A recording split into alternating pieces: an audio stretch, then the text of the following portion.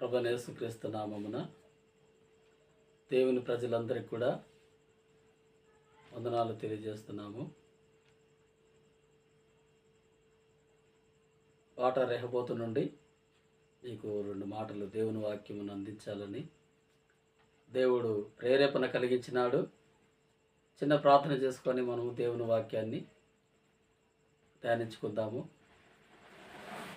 దయచేసి ఈ వీడియో చూస్తున్నటువంటి వారందరూ కూడా దగ్గరగా ఉన్నటువంటి వారు కళ్ళు మూసుకోండి, ప్రార్థన చేసుకుంటాం. ప్రేమగల తండ్రి యేసు ప్రభువా, నీకు వందనాలు. ఈ సమయంలో మీ దాసుని ద్వారా దేవుని బిడ్డలకు కావలసినటువంటి వాక్యమును మీరు అందించండి. ప్రభువా, వారి యొక్క అక్కర్లు, ఆత్మ సంబంధమైనటువంటి అవసరతలను మీరు తీరుస్తామని చిన్న ప్రార్థన అంగీకరించము. యేసు నామమున ప్రార్థిస్తున్నాము తండ్రి, ఆమేన్. ప్రియమైన వాళ్ళరా, పరిశుద్ధ గ్రంథమైనటువంటి బైబిల్ నందు యోహాను రాసినటువంటి సువార్తలో 5వ అధ్యాయము, యోహాను రాసినటువంటి సువార్త 6వ అధ్యాయము మరి 35వ వచనములో యేసు ప్రభు వారు ఇలాగున సెలవిస్తూ ఉన్నాడు. 35, 36, 37 వచనాల్లో మనము వాక్యాన్ని ధ్యానించుకుంటాము. అందుకే యేసు వారితో ఇట్లా, నేను జీవాహారమును నేనే, నా యొద్దకు వచ్చేవాడు ఏమాత్రమును ఆకలి కొనడు, నా యందు విశ్వాసం ఉంచేవాడు ఎప్పుడును తప్పికొనడు. మీరు నన్ను చూచియుండి విశ్వసింపక ఉన్నారని మీతో చెప్పి తిని, తండ్రి నాకు అనుగ్రహించిన వారందరూ నా యొద్దకు వత్తురు, నా యొద్దకు వచ్చి వారిని నేనెంత మాత్రమును బయటికి త్రోసివేయను అని యేసు ప్రభు వారు సెలవిస్తున్నటువంటి మాట. చూడండి, యేసు ప్రభు వారు నా యొద్దకు వచ్చి వారిని నేనెంత మాత్రమును బయటికి త్రోసివేయనని యేసు ప్రభువే సెలవిస్తూ ఉన్నాడు. ఈ దినాల్లో చాలామంది తల్లిదండ్రులు పిల్లలు ఏదైనా పొరపాటు చేసినప్పుడు ఒక్కోసారి తృణీకరించవచ్చు. బంధువులు కూడా అంతే. మనం ఏదైనా బలహీనతలు కనబడినప్పుడు మనల్ని ఎవరు రానివ్వకుండా ఉండొచ్చు, మనల్ని ఎంతోమంది తృణీకరించవచ్చు.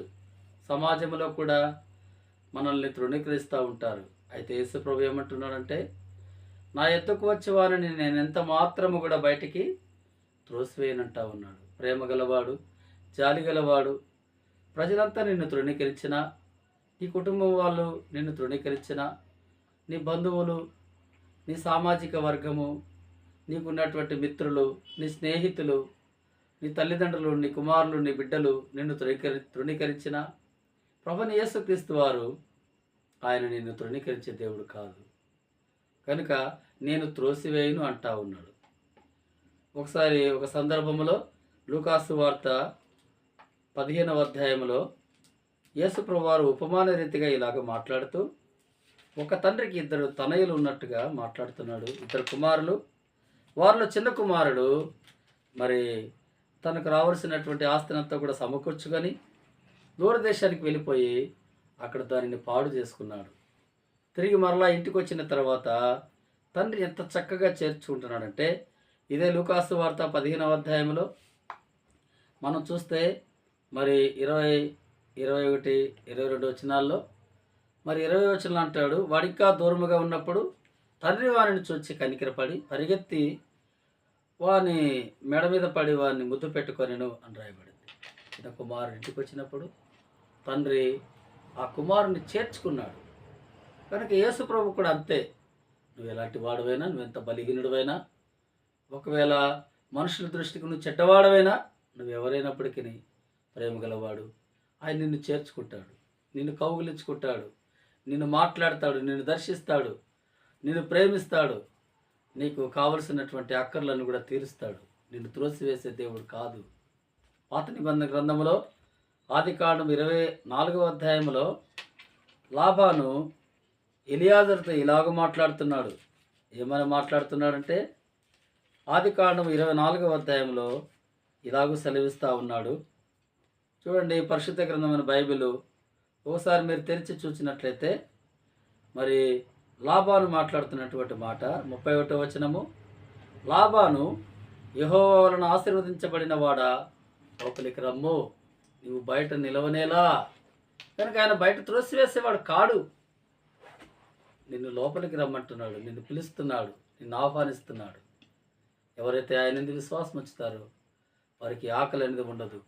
ఎవరైతే ఆయన యందు విశ్వాసం ఉంచుతారో వారికి తప్పి అనేది ఉండదు. ఎవరైతే ఆయన యందు విశ్వాసం ఉంచి ఆయన ఎద్దుకు వస్తారో ఆయన వారిని బయటికి త్రోసివేవాడు కాడు. ఈ కొన్ని మాటలు మీ హృదయాలలోను, మీ కుటుంబాలలోను, మీ జీవితాలలోనూ ప్రభువైన దేవుడు నాటి మిమ్మల్ని ఆశీర్వదించునుగాక, మిమ్మల్ని దీవించునుగాక. చిన్న ప్రార్థన చేస్తాము. ప్రేమగల తండ్రి యేసు ప్రభువా, నీకు వందనాలయ్యా.